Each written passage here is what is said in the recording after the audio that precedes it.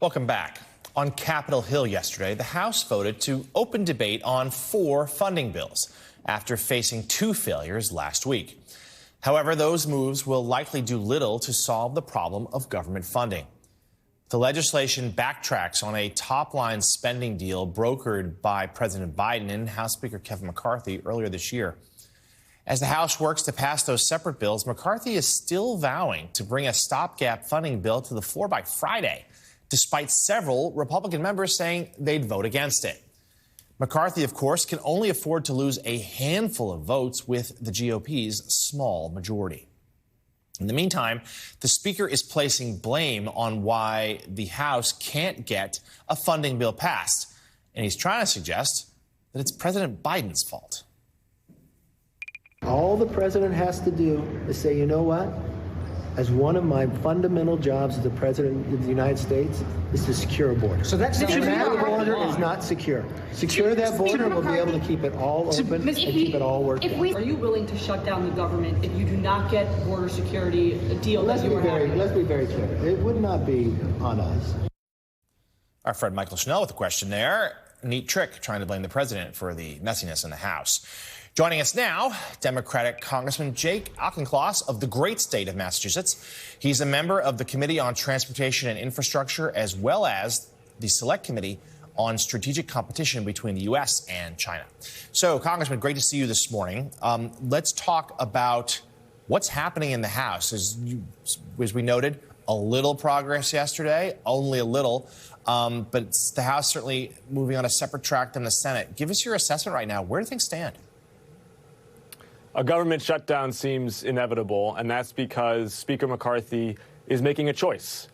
He is making a choice to cave to his hard right and put his own tenuous hold on political power ahead of the needs of the country. In the spring, President Biden came to the table and negotiated a good faith agreement with Speaker McCarthy on how to fund the government for the next year while cutting the debt over the next 10 years.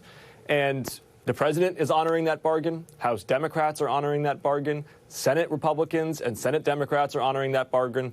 It is only Kevin McCarthy who has walked away from it. And he's walking away from it because he has what I call a crocodile caucus. An appeaser, Jonathan, is someone who feeds a crocodile hoping it'll eat him last. And Speaker McCarthy is feeding his crocodile caucus first the Constitution on January 6th, then the presidency with his impeachment inquiry, then Ukraine with his cut-and-run strategy.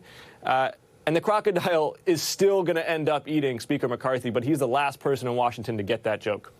Yeah, and I think that's pretty clear. So let's talk about the border security mentioned by McCarthy, also Ukraine, as aforementioned, the Ukraine funding. Would you be willing to set those things aside, at least for now, for a bill that would just fund the government and revisit, or do you think it all needs to be connected? Well, it's a false choice because we have the parameters of an agreement to fund the government, not just through a continuing resolution, but for the entirety of the next year. They negotiated an agreement that would trim non-defense discretionary spending, that would modestly increase defense spending, and both parties came together in a compromise. It was not a bill that I think a lot of Democrats loved, but in the tradition of Washington, put the needs of the country ahead of 100% of party aims and did the right thing. And Speaker McCarthy is walking away from it. All he has to do is go back to the agreement that was already agreed to. And lastly, we want to turn to, I know, a subject that you care deeply about, the blockade put in place by Republican Senator Tommy Tuberville of military promotions. He is now saying he's going to continue it, quote, forever. We saw the Senate get a few promotions through last week, but is there anything more that Democrats, specifically House Democrats, what can be done, or does this simply fall at the feet of Republicans to pressure Tuberville to stop? The responsibility for this lies squarely with Senator McConnell. It's clear that Senator Tuberville doesn't care about civil-military relations or what's best for service members or what's best for the United States national security posture.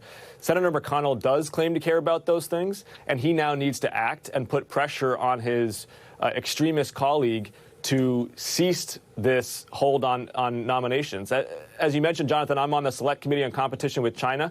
I can tell you firsthand this is a gift to Xi Jinping. It is not only eroding our ability to plan for Indo-Pacific scenarios regarding China, it's also a public relations coup for him because it highlights dysfunction within Congress at a time when he's trying to claim to his people and to Indo-Pacific countries that the United States is going to be a fair weather friend. Democratic Congressman Jake Auchincloss, a veteran. He represents the state of Massachusetts. We really appreciate you being with us this morning. We'll talk to you again soon.